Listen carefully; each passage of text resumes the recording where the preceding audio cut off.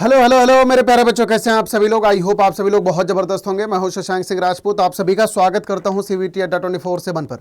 बच्चों, आप लोगों का पेपर लगभग ऑलमोस्ट खत्म हो चुका है और बहुत सारे बच्चों का ड्रीम कॉलेज होता है यार दिल्ली यूनिवर्सिटी। और दिल्ली यूनिवर्सिटी के एडमिशन प्रोसेस के बारे में मैं आपको डिटेल में अच्छी तरीके से समझा चुका हूँ और मैंने आपको बताया था कि सबसे ज़्यादा जो एप्लीकेशन फॉर्म इस बार CVT 2024 के फॉर्म में पड़े हैं वो है बेसिकली दिल्ली यूनिवर्सिटी। लगभग 26 लाख बच्चों की कोर्स और कॉम्बिनेशन की प्रायोरिटी है कुल मिला के Delhi university. Last year 28 lakh बच्चों ने पार्टिसिपेट करा था। Last year number of applicant ज्यादा थे, इस बार नंबर ऑफ एप्लीकेंट कम हुए, तो ऑब्वियस सी बात है कि ये डेटा तो कम ही होना है। लेकिन दिल्ली यूनिवर्सिटी इंडिया की सबसे top notch university, CVT aspirant का सबसे पहला जो प्रायोरिटी पे आता है वो आता है दिल्ली यूनिवर्सिटी और इसमें यार लगभग 80,000 सीटों के करीब इस साल है। ये सारी बातें मैं आपको डिटेल में अच्छी तरीके से समझा चुका था। लास्ट वाले वीडियो में दिल्ली यूनिवर्सिटी एडमिशन पॉलिसीज के बारे में मैंने आपको डिटेल में समझाया था कि आखिरकार कैसे कैसे दिल्ली यूनिवर्सिटी में एडमिशन होता है। अब आज के सेशन में बहुत ही डिटेल में आपको मैं समझाने वाला हूं कि आखिरकार DU का CSS पोर्टल है क्या, उसकी इंपॉर्टेंट डेट्स क्या है, CSS पोर्टल के इंपॉर्टेंट रूल क्या होते हैं, क्योंकि ये जानना बहुत ज्यादा जरूरी है। अदरवाइज DU की काउंसलिंग से बच्चे कब कहां पर बाहर हो जाते हैं ये उन्हें भी आइडिया लगता नहीं है। साल भर पूरा CVT में खूब अच्छे से मेहनत करना, DU का एप्लीकेशन फॉर्म भरना और CSS पोर्टल की जरा सी गलती उन्हें आउट ऑफ द काउंसलिंग कर देती है। बेटा सारी बारीकियों को मैं आज डिटेल में आपको समझाने वाला हूं। DU की CSS पोर्टल में कितने फेजेज होते हैं, हर फेजेज में क्या क्या कहानी होती है, CSS पोर्टल में इंपॉर्टेंट डॉक्यूमेंट क्या क्या लगते हैं, पहले से प्रिपेयर कर लेना क्योंकि मेन टाइम पे कोई चांस मिलता नहीं है। CSS के टाई ब्रेकर रूल क्या है, DU में आखिरकार बोर्ड के नंबर कैसे कैसे काउंट होते हैं, ये सारी बातें यहां पर बताऊंगा। DU के CSS में अपग्रेड और फ्रीज की कहानी क्या है, बहुत सारे मैक्सिमम बच्चों का कंफ्यूजन यहां पर बहुत ज्यादा होता है। CSS में विड्रॉल का रूल क्या होता है। तो बेटा बहुत ही इंफॉर्मेटिव वीडियो होने वाली है, पूरा का पूरा video without a single second skip किए बिना देखना, क्योंकि डिटेल चीजों को समझने में देखो थोड़ा सा टाइम लगता है और अच्छी तरीके से समझने की कोशिश करना हर एक बात, ठीक है। उसके बाद आपको सारी बातें समझ आ जाएगी। देखो सबसे पहली बात कि दिल्ली यूनिवर्सिटी में अगर एडमिशन लेना है तो आपको बेटा CVT UG 2024 के थ्रू ही आप ले सकते हो, इसके अलावा दूसरा कोई चारा नहीं है, कोई भी मैनेजमेंट कोटा नहीं होता। मैंने आपको लास्ट वाले क्लास में डिटेल में अच्छी तरीके से यह भी समझाया था कि अगर आपको दिल्ली यूनिवर्सिटी में अगर जाना है तो आपको CSS पोर्टल जो कि दिल्ली यूनिवर्सिटी का काउंसलिंग पोर्टल है उसके थ्रू हमें गुजरना पड़ता है। अब यहां पर जरा कुछ एक बातें मैं आपको समझाना था। लास्ट ईयर CVT 2023 का जो रिजल्ट था 2023 का, ये आया था बच्चों 15 जुलाई को, यानी कि 15 जुलाई को। ठीक उसी के 2 दिन बाद दिल्ली यूनिवर्सिटी के द्वारा प्रेस रिलीज करा गया 17 जुलाई को, ठीक है। ठीक उसी के 2 दिन बाद और यहां पर यह बोला गया कि भैया जो CSS पोर्टल का रजिस्ट्रेशन है वो 17 जुलाई 2023 से चालू हो जाएगा, यानी कि पेपर के जस्ट 2 दिन बाद से ही लास्ट ईयर CSS पोर्टल की पूरी जो कार्यवाही थी वो चालू हो चुकी थी, ठीक है। तो यहां पर आप ये प्रेस रिलीज आप देख सकते हो, ये लास्ट ईयर का कटआउट है 2023-24 का। तो इस बार जो रिजल्ट आने का चांस है ऑब्वियस सी बात है कि वो नियर अबाउट लगभग 20 जून के करीब है, अगर पेपर अच्छी तरीके से हो जाता है तो। अगर 31 मई तक पेपर की फॉर्मेलिटीज अगर पूरी हो जाती है तो आपका जो रिजल्ट है 20-22 जून के करीब आ जाएगा और 20-22 जून के करीब रिजल्ट अगर आ जाएगा तो आप 2-3 दिन के अंदर ही आप CSS पोर्टल का जो रजिस्ट्रेशन फॉर्म है आप उसको देख रहे होगे। तो लास्ट ईयर के हिसाब से आप इन सब चीजों को अच्छी तरीके से समझ सकते हो। अब यहां पर कई सारे बच्चे मुझे ये पूछ रहे थे कि सर आप एक बार मुझे ये बात समझा दो कि हमने CVT के फॉर्म में अपना जो कैटेगरी सर्टिफिकेट है वो कैटेगरी सर्टिफिकेट नहीं लगाया तो आप लगा सकते हैं क्या, या वहां पर नाम में कोई गलती हो गई है अब नाम को सुधार सकते हैं क्या, या वहां पर फादर के नाम में कोई गलती हो गई तो सुधार सकते हैं क्या। तो यहां पर मैं आपको लास्ट ईयर के हिसाब से समझाना चाहता हूं। लास्ट ईयर बेटा करेक्शन विंडो DU ने ओपन करा था। यहां पर देखो ये उसी नोटिस में ये आया हुआ है कि सबसे पहला काम करेक्शन विंडो ओपन करा था DU ने, मतलब 2 दिन का टाइम दिया था। 17 तारीख को ये नोटिफिकेशन आया था, 20 तारीख तक करेक्शन आप कर सकते थे। यहां पर लिखा है this is one time facility candidate to update their profile OBC NCL EWS SC ST minority PWBD candidate who wish to re-upload their updated document certificate can do in the correction window। तो जिन बच्चों को भी अगर इस बार भी अगर आपको अपना डॉक्यूमेंट सबमिट करना होगा तो बेटा आप करेक्शन विंडो में ओपन कर सकते हो। लास्ट ईयर ऐसा करेक्शन विंडो ओपन हुआ था तो यार सेम इसी तरीके से इस साल भी यही होने वाला है।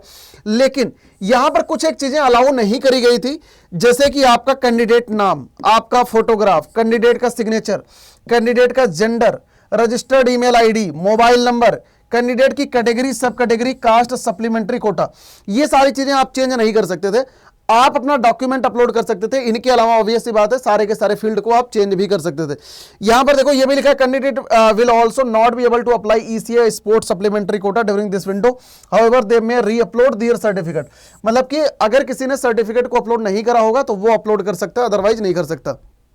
ठीक है, ये करेक्शन विंडो 20 जुलाई को देखो लास्ट ईयर बंद हो गई थी, तो इस बार मतलब यानी 17 जुलाई को ब्रोशर आया तो 3 दिन के लिए ये ओपन थी। तो ये तुम समझ सकते हो कि 3 से 4 दिन तक करेक्शन विंडो आ सकता है। तो इन सारे बेसिक चीजों को छोड़ के बाकी सारी चीजें चेंज हो सकती है।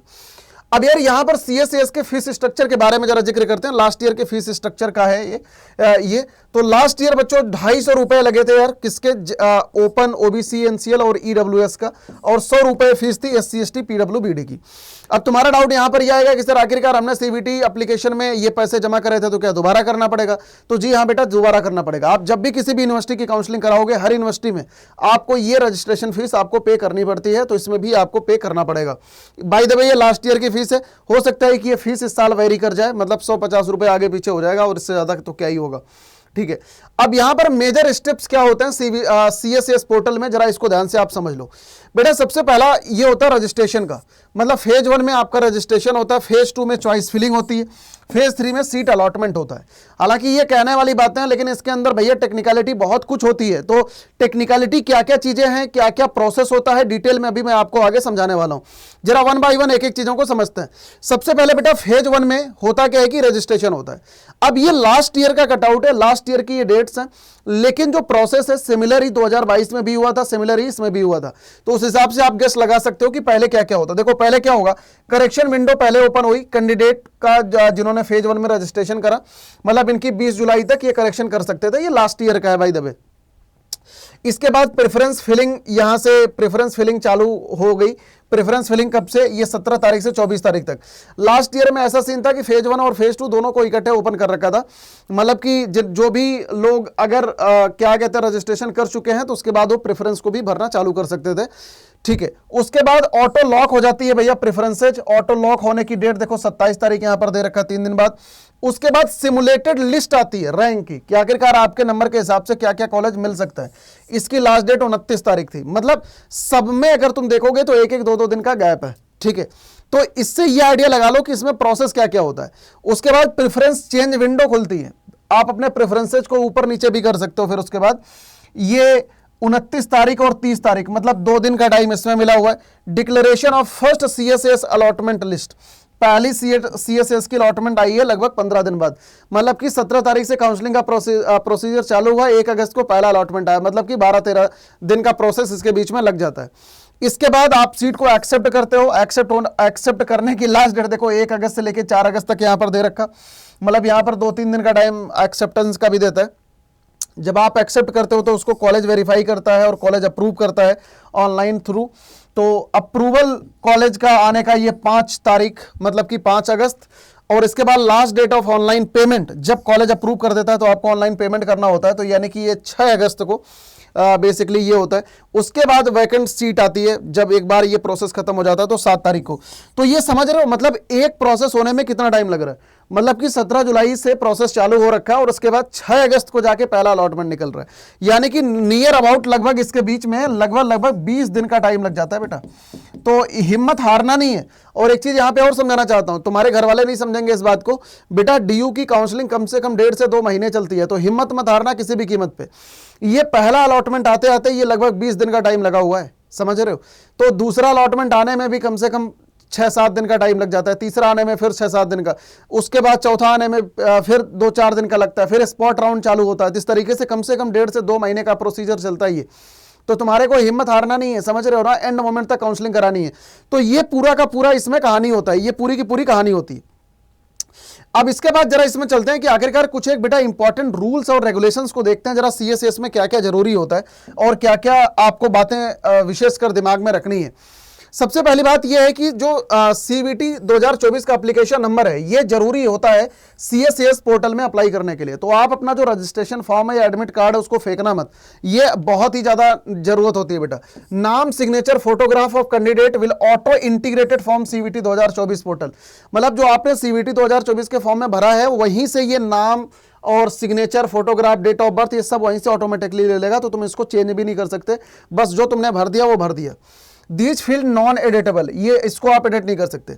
Before applying the candidate must scan keep a copy of required document certificate. जो भी तुम्हारे सर्टिफिकेट्स हैं उनको बेटा अपने लैपटॉप में बाकायदा स्कैन करके रख लो, क्योंकि उनकी नीड यहां पर लगने वाली है। एक और बहुत इंपॉर्टेंट बात, यहां पर आप ये सारे फील्ड को चेंज नहीं कर सकते, मैंने आपको पहले ही बता दिया। पेरेंट कैटेगरी, सब कैटेगरी, ये gender, email ID, mobile number, bank account detail भी यहां पर भरना होता है। तो जब अगर आपने एक बार को सबमिट कर दिया तो ये सारी चीजों को आप चेंज नहीं कर सकते। Candidate are advise to exercise utmost care filling their class 12th mark will become. तो यहां पर बेटा जब आप इसमें रजिस्ट्रेशन कर रहे होते हो तो रजिस्ट्रेशन करते टाइम यहां पर आपके क्लास 12वीं का नंबर पूछा जाता है और क्लास 12th का नंबर डालना जरूरी होता है, क्योंकि जो 12th का नंबर होता है ना वो टाई ब्रेकर के तौर पर ये काम कर रहा होता है। इसके अलावा क्लास 12th के नंबर के हिसाब से DU की मैपिंग होती है, क्योंकि कोई भी सब्जेक्ट ऐसा होगा जो आपने क्लास 12th में नहीं पढ़ रखा होगा तो फिर वो काउंट ही नहीं करता DU। तो इस वजह से क्लास 12th के नंबर बहुत जरूरी होते हैं। Candidate must upload the latest document certificate, और ये बेटा फिजिकल वेरिफिकेशन में जरूरी होता है। नो अंडरटेकिंग, कोई भी अंडरटेकिंग यहां पर लगती नहीं है। जैसे आप जब CVT का फॉर्म भर रहे होते हो तो वहां पर कैटेगरी सर्टिफिकेट वगैरह के लिए अंडरटेकिंग भी वहां पे अलाउ कर देते हैं, लेकिन यहां पर कोई अंडरटेकिंग लगती नहीं है। यहां पर आपको फिजिकल वेरिफिकेशन के टाइम पे भी डॉक्यूमेंट लगता है और इसके अलावा आपको डॉक्यूमेंट इसमें अप्लाई करने के लिए चाहिए होंगे। Candidate must pay the application fees, आपको पे करनी पड़ेगी, लास्ट मिनट का रश मत करो। सक्सेसफुल पेमेंट होने के बाद CSS पोर्टल में आगे आप प्रोसीड कर सकते हो। अब यहां पर आगे चर्चा करते हैं सेलेक्टिंग प्रोग्राम प्लस कोर्स। बेटा ये सबसे इंपॉर्टेंट फेज होता है। यहां पर आपको क्या करना होता है, प्रोग्राम और कॉलेज का कॉम्बिनेशन भरना होता है। आप यहीं पर आपको क्या करना होता है, प्रेफरेंस फिलिंग करनी होती है। मतलब जिस हिसाब से आप प्रेफरेंस फाइलिंग करोगे उसी हिसाब से आपको सीट अलॉटमेंट होता है। मान लो अगर आपका नंबर बहुत अच्छा है और आपने सबसे पहली प्रेफरेंस कोई ऐसी वाहियात प्रेफरेंस भर दी और पहले ही राउंड में अगर वो अलॉट हो गया तो बेटा फिर वो आपकी सीट को एक्सेप्ट ही करना पड़ेगा, आप विड्रॉ नहीं कर सकते। या तो आप विड्रॉ कर सकते हो या तो आप एक्सेप्ट कर सकते हो, उसको आप कभी अपग्रेड वगैरह नहीं कर सकते, मतलब चेंज नहीं होती। फिर वो स्पॉट राउंड में जाके कहीं पे चेंज होगी अगर सीटें खाली बचती हैं तो प्लीज इस बात को ध्यान में रखना। प्रेफरेंस लिस्ट सबसे ज्यादा इंपॉर्टेंट होती है बेटा ये DU के CSS की फेज 2 के लिए। तो इस पर रिसर्च करना आप लोग चालू कर दो। अगर किसी बच्चे को नीड होगी कि सर प्रेफरेंस लिस्ट को भरते कैसे, कमेंट सेक्शन में बता के जाना, मैं उस पर एक अलग से सेपरेट वीडियो लेके आ जाऊंगा। इसके अलावा देखो यहां पर क्या लिखा है, candidate must confirm programme specific CVT score, बाकी ये सब आपको करना होता है, इसको पढ़ लेना यार बाद में। कैंडिडेट मस्ट टेक आउट, ये प्रोग्राम वगैरह को आपको प्रॉपर ऑर्डर में भरना होता है। बस यही सारी चीजें लिखी हुई है, मैं इसको डाल दूंगा, आप लोग अच्छी तरीके से पढ़ लेना। अब यहां पर सीट अलोकेशन रूल क्या होता है, देखो ये रूल क्या कहता है कि आखिरकार जब सबसे पहला काम आप क्या करते हो सर, सबसे पहले आप प्रेफरेंस भरते हो। जैसे मान लो आपने यहां पर हंसराज कॉलेज में आपने लेट से भरा केमिस्ट्री ऑनर्स, ठीक है। अब हंसराज कॉलेज में केमिस्ट्री ऑनर्स आपकी पहली प्रायोरिटी है, तो ये देखा जाएगा कि आपके नंबर के हिसाब से हंसराज में जो भी कट ऑफ DU ने डिसाइड करा होगा उसमें ये आपका क्वालिफाई हो रहा है कि नहीं हो रहा है तो दूसरे नंबर पे आएगा। सेम इसी तरीके से अगर दूसरा हो गया तो आपको दूसरा वाला अलॉट कर देगा, और अगर नहीं हुआ तो तीसरी चॉइस पर आएगा। तीसरा वाला अगर आपकी उसके कट ऑफ से मैच कर रहा है तो तीसरा दे देगा, अगर नहीं कर रहा है तो फिर चौथे पे आएगा। तो इस तरीके से वो प्रेफरेंस जो है प्रेफरेंस को चेक करते जाता है। अब यहां पर होता है क्या है कि प्रोग्राम स्पेसिफिक मेरिट बनती है। ये मेरिट किस हिसाब से DU बनाता है बेटा, ये किसी को आइडिया नहीं होता। इसकी कोई कट ऑफ ऐसा रिलीज नहीं होती कि मतलब DU अपना कोई भी पर्टिकुलर कट ऑफ रिलीज नहीं करता। इसके अलावा कैटेगरी के हिसाब से, क्योंकि हर एक कैटेगरी में हर एक कॉलेज में अलग अलग सीटें होती हैं, ठीक है, तो उन सीट के हिसाब से बेटा यहां पर आपको देता है। Availability of seat, any other allocation rule, कोई भी और बाकी कुछ जो भी चीजें, कोई कोटा वगैरह मिला के, तो इस हिसाब से यहां पर सीट अलोकेशन होता है। जैसे हर कॉलेज का क्या होगा, मान लो यहां पर केमिस्ट्री में 50 सीटें हैं, फिजिक्स में लेट से 40 सीटें हैं, मैथ में मान लो 20 सीटें हैं। अब तुम्हारा नंबर अगर ये 50 सीट के हिसाब से मैच कर रहा है तो केमिस्ट्री मिल जाएगा, अगर नहीं मिल रहा है तो नहीं मिलेगा। तो इस हिसाब से ये सीट अलोकेशन होता है। अब होता क्या है अब यहां पर ना मैं आपको कुछ एक टेक्निकलिटी आपको समझाता हूं। देखो अब होगा क्या, आपने सबसे पहले क्या करा, CSS में रजिस्ट्रेशन करा, उसके बाद आपने प्रेफरेंस भर दी, उसके बाद प्रेफरेंस भरने के बाद क्या होता है, सीट अलोकेशन होता है। अब सीट एलोकेशन होने के बाद आपको क्या करना होता है, सीट को एक्सेप्ट करना पड़ता है। यहां पर दो चीज होता है, तुम्हारे को सीट मिल गई कोई, चाहे वो रद्दी सीट क्यों ना मिली है, अगर तुम्हें काउंसलिंग में रहना है तो तुम्हारे को सीट को एक्सेप्ट करना पड़ेगा।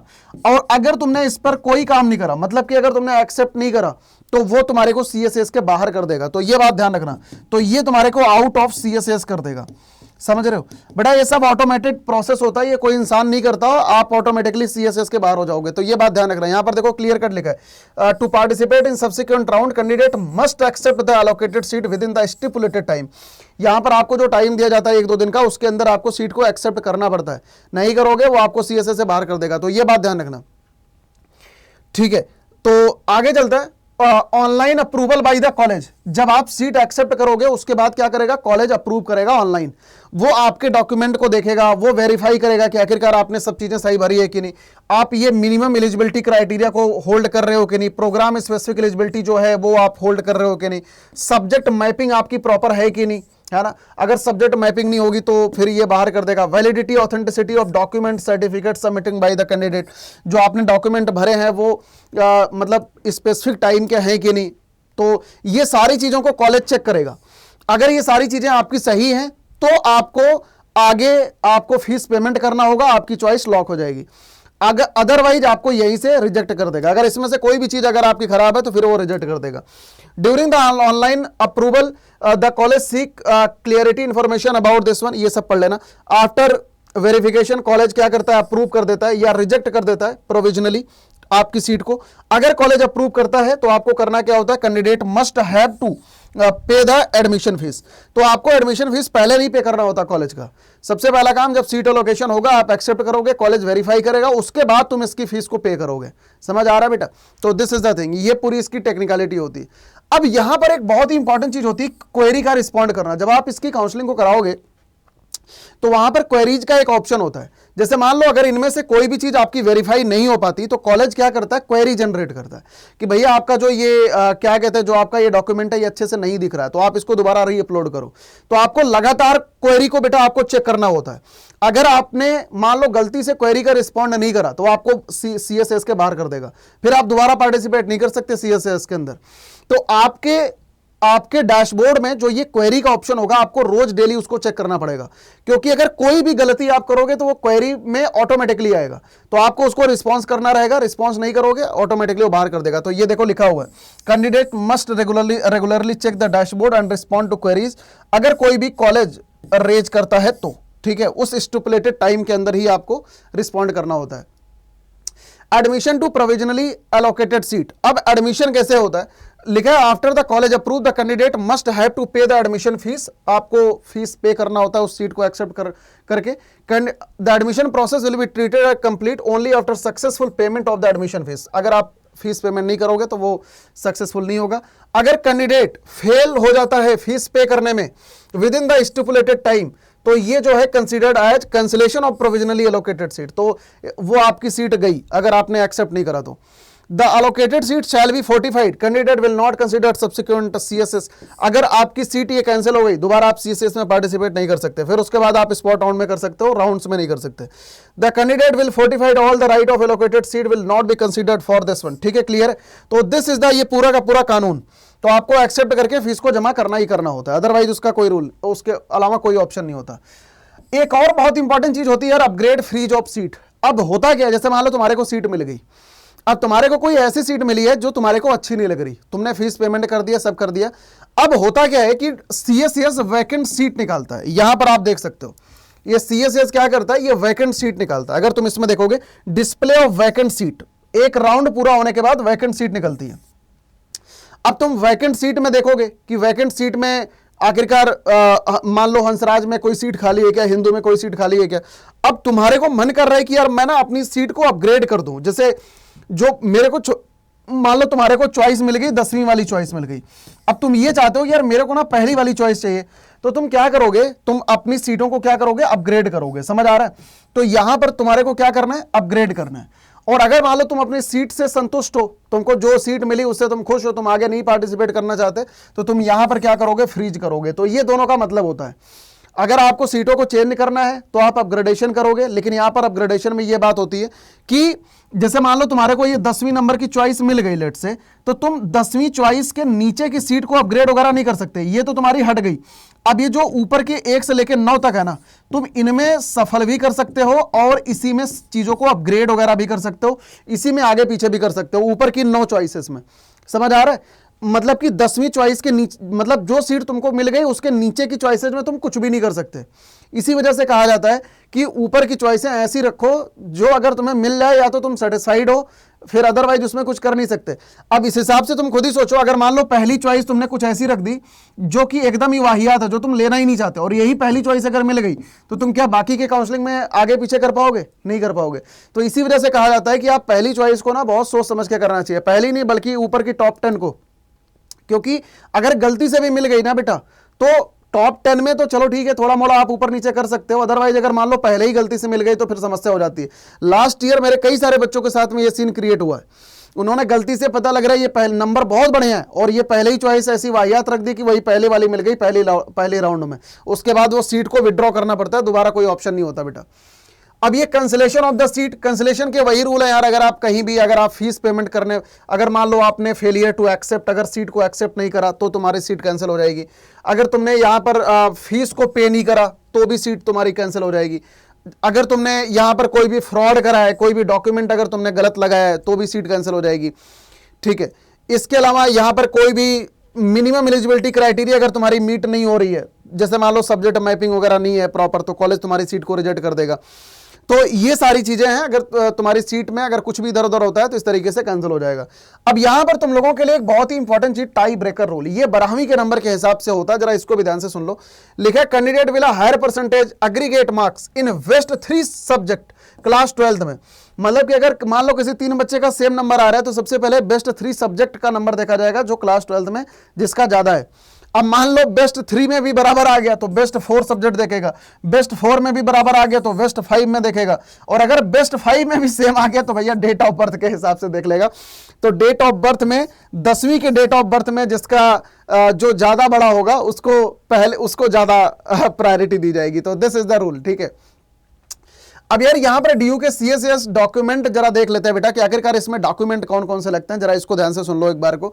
यहां पर 10वीं की मार्कशीट, ठीक है, 10वीं का सर्टिफिकेट इनफैक्ट जिसमें तुम्हारा नाम है और इसके अलावा डेट ऑफ बर्थ है, इसके अलावा पेरेंट का नाम है। 12वीं की मार्कशीट आपकी, 12वीं की मार्कशीट जिसमें तुम्हारा नाम है, नेम ऑफ द कैंडिडेट है, must match with the CVT 2024 के फॉर्म से। ये बात ध्यान रखना बेटा, जो आपके पापा का नाम है, मम्मी का नाम है, जो तुम्हारा नाम है, डेट ऑफ बर्थ है, ये वही होना चाहिए जो तुम्हारे सीवीटी के ओरिजिनल फॉर्म में है, और इसके अलावा यही सेम डीयू के फॉर्म में भी होना चाहिए। अगर जरा सा भी मिसमैच करा तुरंत ये मामला खराब कर देगा। इसके अलावा SC, ST, OBC, NCL, EWS, minority कोई भी सर्टिफिकेट अगर है तो आपको उसको यहां पर लगाना पड़ेगा। इसके अलावा ओबीसी का नॉन क्रीमी लेयर का अगर सर्टिफिकेट है, in the name of the candidate issued by, यहां पर यार अथॉरिटी का बहुत बड़ा लोचा होता है, इसको थोड़ा सा बेटा अच्छे से बनवाना सर्टिफिकेट, जो भी सर्टिफिकेट बनवाना इसको आप लोग सेंट्रल लेवल का ही बनवाना। तो अभी भी 1 महीने का टाइम है यार, अब सभी लोग बनवा लो। इसी वजह से मैं इस वीडियो को आज के दिन बना रहा हूं, सो दैट आप लोग ना इन सब चीजों से अवेयर हो जाओ, और जो भी डॉक्यूमेंट वगैरह बनवाना है अब तैयार कर लो, क्योंकि अब अगर बनवाओगे तो वो फिर आपका आराम से काम चल जाएगा, समझ रहे हो। तो डॉक्यूमेंट वगैरह प्रिपेयर कर लो। और इसके अलावा एक चीज और, 31 मार्च 2024 के बाद का होना चाहिए। अगर कोई भी, जैसे आप ना अथॉरिटी का बेटा विशेष ध्यान रखना, जब भी आप बनवाने जाओ हमेशा डॉक्यूमेंट सेंट्रल लेवल का ही बनवाना, कोई भी स्टेट लेवल का डॉक्यूमेंट नहीं चलता। इसमें कोई भी माइग्रेशन, इसमें कोई भी गैप सर्टिफिकेट की काम नहीं होती, तो ये बात ध्यान रखना, गैप सर्टिफिकेट डीयू काउंसलिंग में किसी यूज का नहीं होता, तो इसको ध्यान में रख लेना। ठीक है, इसके अलावा इसमें और भी कई सारे डॉक्यूमेंट हैं, आप ये डॉक्यूमेंट की लिस्ट को यहां से आप देख सकते हो। वैसे मैंने मेन तुम्हें बता दिए, अगर किसी को देखने की नीड है तो इसको आप लोग देख लेना। ठीक है, तो यार ओवरऑल अगर मैं तुम्हें इसका एकदम एक समरी मैं तुम्हें समझाऊं तो समरी बेसिकली ये है, सबसे पहले फेज 1 में रजिस्ट्रेशन होता है, फेज 2 में तुम्हारी चॉइस फिलिंग होती है, चॉइस फिलिंग होने के बाद यहां पर सीट एलोकेशन होता है। ठीक है, सीट एलोकेशन होने के बाद तुम्हारे पास दो चीजें होती है, एक तो तुम सीट को एक्सेप्ट करो, ठीक है, और दूसरा अगर कोई काम नहीं करोगे तो ये सीट तुम्हारी रिजेक्ट मान ली जाएगी, तो तुम्हारे को ये आउट ऑफ सीएसएस कर देगा। ठीक है, ये आउट ऑफ बेटा सीएसएस कर देगा अगर तुम कुछ भी नहीं करोगे। अब यहां पर तुम सीट को एक्सेप्ट करोगे, सीट को एक्सेप्ट करोगे तो तुम्हारी सीट को कॉलेज जो है वेरीफाई करेगा। ठीक, तो कॉलेज वेरीफाई करेगा। अगर कॉलेज ने वेरीफाई कर दिया, अब तुम्हारे को यहां पर कॉलेज की फीस जमा करनी पड़ेगी। अब ये कॉलेज फीस जमा करोगे, अगर कॉलेज फीस जमा करोगे, अब तुम्हारी सीट जो है कंफर्म हो जाएगी। समझ आया? अब सीट क्या हो जाएगी? कंफर्म हो जाएगी। अब जब सीट कंफर्म हो जाएगी, सीट कंफर्मेशन के बाद क्या होगा, यहां पर वैकेंट लिस्ट निकलेगी, सीटों की वैकेंट लिस्ट निकलेगी। ठीक, अब ये जब सीट तुम्हारी कंफर्म हो गई, अब तुम्हारे ऊपर यहां पर दो चॉइस होती है। एक यहां पर आप यहां पर अपग्रेड करो अपनी सीट को, या तो फ्रीज करो। ठीक है, अब यहां पर फ्रीज कब करोगे? फ्रीज अगर मान लो तुम अपनी जो सीट मिली हुई है, अगर तुम इससे संतुष्ट हो तो फ्रीज कर दो, अगर संतुष्ट नहीं हो तो अपग्रेड करो। बस हाँ, अपग्रेडेशन में ये बात ध्यान रखना, मान लो जैसे तुम्हारे पास तुमने 50 चॉइस भरी है और तुम्हारे को कॉलेज मिल गया है, यहाँ पर 35 नंबर का एक सीट अलॉट हुई है, तो तुम 35 से 50 वाली ये सीटें नील हो जाएगी। तुम जो सीटों में अपग्रेडेशन एंड ऑल करोगे, ये 1 नंबर से लेकर 35 नंबर के बीच में ही कर सकते हो, अदरवाइज नहीं कर सकते। तो यही प्रोसेस यार घुमा फिरा के फिर ये चलता रहता है। ठीक है, पहले ये राउंड्स होते हैं, राउंड के बाद स्पॉट राउंड होता है, मिड एंट्री होती है। ठीक है, मिड एंट्री बेसिकली क्या होता है? मिड एंट्री कई बार को जो बच्चे सीएसएस में फेज 1 का रजिस्ट्रेशन करना भूल जाते हैं, तो उनको 2-3 राउंड के बाद दोबारा मौका दिया जाता है कि भैया अब तुम रजिस्ट्रेशन कर लो। अब तुम बोलोगे सर ये तो बहुत बढ़िया चीज है। बहुत बढ़िया चीज नहीं है। रीजन, क्योंकि आधी से ज्यादा बेटा सीटें भर जाती हैं। मतलब आप खुद ही सोचो ना कि डीयू मैक्सिमम सीटें पहले राउंड में अलोकेट कर देता है, तो 3-4 राउंड के बाद तो ज्यादा सीटें ही नहीं बचती। अब तुम मिड एंट्री करोगे तो तुम्हारा मतलब तुम समझ रहे हो, आधी सीटें पूरी भर चुकी हैं, बहुत गिनी चुनी सीटें बचती हैं। तो बहुत रेयर चांसेस होते हैं मिड एंट्री के थ्रू आपको एडमिशन पाना, मतलब सीट पाने के लिए। और दूसरी चीज, एक चीज और, कई सारे बच्चों का यहाँ पे ये भी डाउट आता है, मान लो सर इसमें से हमने कहीं पे गलती कर दी तो हमें तो सीएसएस से बाहर हो जाएगा, तो क्या हमारा एडमिशन दोबारा नहीं होगा? फिर तुम बेटा अलग से, तुम्हारे को स्पॉट राउंड जब शुरुआत होती है तो अलग से दोबारा स्पॉट राउंड में रजिस्ट्रेशन करने का मौका मिलता है। लेकिन अब तुम बोलोगे सर ये तो बहुत मजेदार चीज है, दोबारा स्पॉट राउंड में कर लेंगे अगर इनमें कहीं गलती कर दी तो। ये तो हमारे लिए बढ़िया मौका है। बढ़िया मौका नहीं है। क्यों? क्योंकि स्पॉट राउंड होता ही 4-5 राउंड के बाद है। अब जब 4 राउंड का एलोकेशन हो जाएगा, तुम खुद ही सोचो, स्पॉट राउंड में गिनी चुनी सीटें बचती हैं बेटा, तो बहुत रेयर चांस होता है वहां पे आपको सीट मिलने का। तो ये बातें सभी मेरे बच्चे यार अच्छी तरीके से ध्यान में रखना। कोई और भी अगर डाउट है तो बेटा आप मुझे इस ईमेल आईडी पर भेज सकते हो। कोई और समस्या है तो आप नीचे वीडियो के नीचे कमेंट करके मुझे बता सकते हो। आई होप आप सभी मेरे बच्चों को ये वीडियो इंफॉर्मेटिव लगी होगी। सारी बातों को मैंने डिटेल में अच्छी तरीके से समझाने की कोशिश करी है, स्टेप बाय स्टेप, जैसे मैं आपको पढ़ाता हूं। भागे के कोई चीज समझोगे, डाउट कभी दिमाग से निकलेंगे नहीं बेटा। अच्छी चीज अच्छी तरीके से समझोगे तभी आप चीजों को समझ पाओगे ऑथेंटिकली। कोई भी समस्या है वीडियो के नीचे कमेंट करके जरूर जाना, और आपको ईमेल आईडी मैंने दे रखी है, आप वहां से भी आप चेकआउट कर सकते हो, पूछ सकते हो। ठीक है, और बाकी कोई और डाउट है बताना यार, उस पर दोबारा फिर से वीडियोज लेके आएंगे। और हाँ, जरूर ये बता के जाना यार सेशन कैसा लगा। Thank you so much, God bless you all सभी मेरे बच्चों को। बाय बाय, टेक केयर बेटा।